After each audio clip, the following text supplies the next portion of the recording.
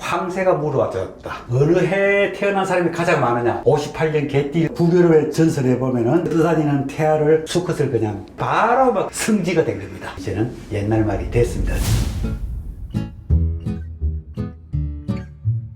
저번에 애기 출생 문제를 얘기하면서 다리 밑에서 주워오다의 유래를 좀 알아봤습니다. 우리 한국에서는 다리 밑에서 주워왔다 하지만 서양에서는 되게 황새가 물어왔다. 황새가 물어서 왔다. 막 이런 얘기가 있을 때 황새 얘기를 하고 아기 얘기를 조금 하려고 합니다.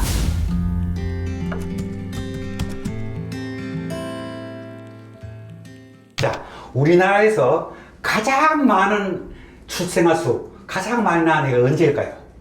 대개 아기를 많이 낳은 게 베이비붐 세대겠죠. 베이비붐 세대는 1955년에서 1963년, 물론 이게 뭐 통계적 얘기입니다만은 이때를 갖다가 베이비붐 세대를 가지고 저때 많이 낳았다 그럴 때, 그럼 과연 어느 해에 가장 많이 낳았을까요? 우리가 흔히 얘기한 대로 58년 개띠일까요? 통계적으로는 출생아 수가 가장 많았던 해는 1960년입니다. GT죠. 이때가 109만 9천 명까지 나왔습니다. 109만 9천 명까지. 근데 이때만 하더라도 사실은 의학이 병원이 발달되지 못해가지고 어릴 때 많이 죽었습니다. 사실 뭐 저만 하더라도 제 바로 위에 누나, 제 밑에 바로 동생이 다 죽었습니다. 어릴 때. 뭐 1년도 안 돼가지고 다 죽었다고 합니다. 그런데 사실은 1960년대가 109만까지 간 거예요. 109만. 그런데 58년 개띠는 뭐 그렇게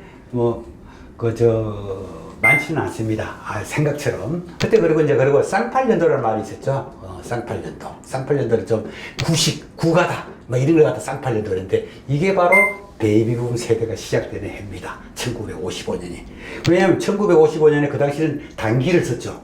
1955년에 2333년을 더하면은 4288년이 됩니다. 그래서 쌍팔년도라고 한 겁니다. 바로 그 쌍팔년에서 바로 베이비붐 세대가 시작되고요. 1960년에 제일 많은 아기를 낳게 되는 겁니다. 그러다가 이제 60년대 중반에 들어오면서 산화 제한이 생겼습니다. 산화 제한이 생겨서 조금 이제 좀 적어집니다. 조금 적어지다가 마지막 제일 피크가 언제냐? 바로 1971년 신해년 돼지띠입니다.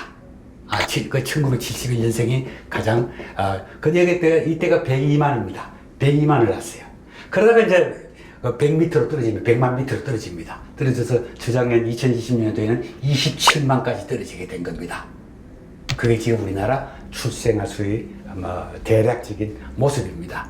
이것이 이제 앞으로 얘기를 해 나가는데 아주 중요한 그게 바로 1971년이 되는데 기억을 해줬으면 좋겠습니다.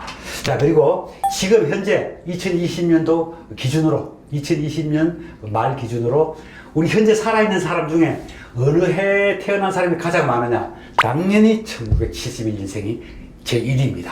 가장 많이 지금 우리 한국의 인구를 차지하고 있는 겁니다. 1971년 돼지띠가. 자, 그러면 황새 얘기를 돌아오겠습니다. 우리가 출생 그러면 뭐 태어나다 뭐 이렇게 되지만은 서양에서는 물어오다. 벌써 이 말이 바로 부르오다는 그런 뜻이랍니다. 원래 이것이 북유럽, 독일이나 스칸디나비아 뭐 이쪽으로 북유럽의 신화와 관계가 되는데 여기서 생긴 말이라고 합니다.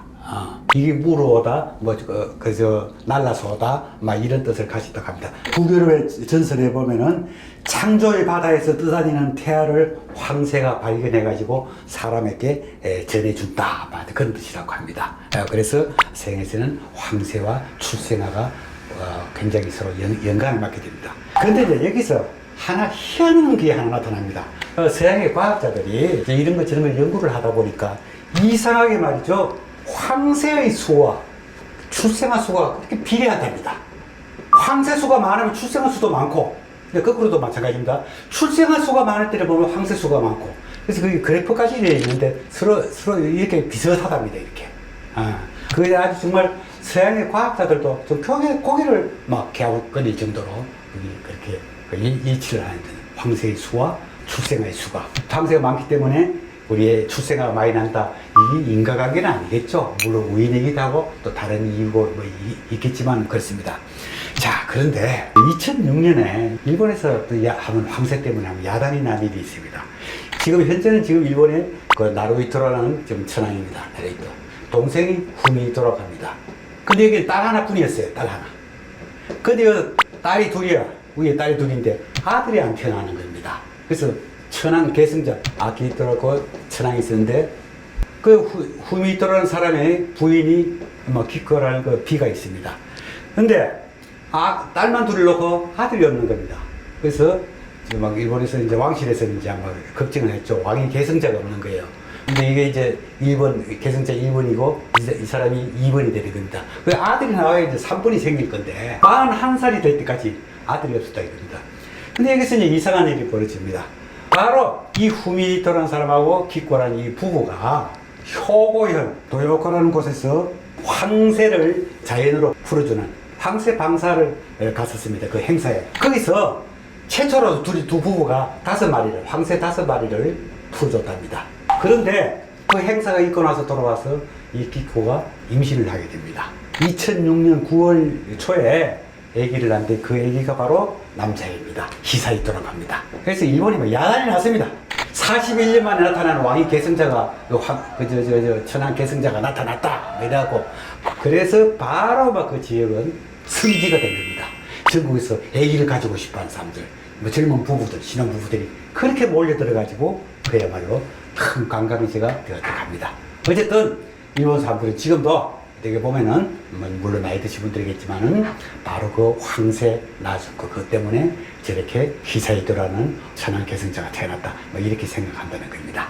근데 실제 이제 아까 1971년을 얘기를 했습니다. 아까 우리나라에도 이제 어떤 조그마한 아주 일이 생기게 됩니다. 1971년에 이때가 가장 그 출생아가 102만이 이때부터 이제 내리막을 타게 됩니다. 그리고 그 뒤로는 한 번도 100만을 넘은 적이 없습니다, 자식이. 그러다가 지금 27만 명까지 출생아 수가 내려갔죠. 근데 요 1971년이 뭐냐? 우리나라 황새가 번식이 사라진 해입니다. 1971년에 우리나라 이제 황새가 자꾸 없어지죠. 밀렵꾼들이 자꾸 잡아요. 근데 충북 음성에서 그 한 쌍이 발견된 겁니다. 황새 한 쌍이. 그 소식이 나가자마자 사흘 있다가 웬 또 밀렵꾼이 나타나가지고 수컷을 그냥 죽이고 맙니다. 자, 수컷이 죽으니까 번식이 안 되겠죠? 71년을 이후로 우리나라에서도 황새의 번식이 특세였습니다. 원래 특세인 황새 번식이 사라지게 된 겁니다. 어제 뭐 이제 우연이겠지만 1971년에 황새가 이제 번식이 끝나고 나서 그 뒤로는 이제 결코 출생아가 많아지지 않았다. 이래가지고 이제 그런 얘기가 뭐 있습니다. 지금 여러분들은 우리나라에서 지금 인구 중에서 남자가 많겠습니까? 여자가 많겠습니까? 소위 남초겠습니까? 여초겠습니까? 뭐 우리나라는 뭐 그동안 남아선호 사상도 이제부터 있었고 남자들이 많았습니다. 쭉 남자들이 여자보다 더 많게 오다가 2015년부터 역전이 됐습니다. 2015년부터 여초사회입니다. 여자가 더 많습니다. 2015년도부터 여초사회가 돼서 2020년 말 그렇게 2020년도 12월 31일 기준으로는 여자가 남자보다 14만여 명이 더 많다고 합니다. 물론 온 세계가 지금 저출산으로 고민을 하고 있습니다. 그런데 유독 우리 한국의 경우가 아주 굉장히 좀 심한 편입니다. 그런데 요새 젊은이들은 더 똘똘합니다. 앞이 예측이 되는 겁니다. 전에 같은 데는 자식은 이제 집을 가지고 태어난다. 뭐 이런 생각으로 이래 많이 났지만 지금은 벌써 앞날이 예측이 되고 계산을 하는 겁니다. 아마 그런 영향도 있지 않나 싶습니다. 그래서 이런 말이 있습니다. 그 성악설을 주장한 순자가 한 말이 있습니다. 천, 불생, 무록지인이라고 했습니다. 하늘은 사람을 낳을 때 무록, 그 돈 못 버는 거, 그 못 먹고 살게, 녹이 없이 사는 거, 그런 사람은 내지 않는다. 바로 어떻게 보면 자식은 지 먹을 거 태어난다. 가지고 태어난다. 아마 그 말하고 비슷한 말일 겁니다. 그 다음에 지 부장 무명지출이라고 했습니다. 조그마한 식물을 하나 내더라도 이름 없는 풀을 키우지 않는다. 이제 이렇게 얘기합니다. 그만큼 이렇게 뭐 식물이나 사람이나 다 나누면은 다 자기 할 바가 있다. 자, 이렇게 본 거죠. 근데 이제 어찌 보면은 이제 이 말도 참 이제는 옛날 말이 됐습니다. 어떻게 보면은요. 정말 살다가 보니까 무록지인도 많이 태어나고요. 무명지수도 많이 있습니다. 그걸 이제는 알게 되었다는 거죠. 우리 한국에서는 다리 밑에서 주워왔다. 뭐 출생과 관련하여 그런 말이 있었고, 서양에서는 황새가 물어왔다 하는 이런 얘기가 있습니다. 그거에 대해서 우리가 좀 알아보는 시간을 가졌습니다.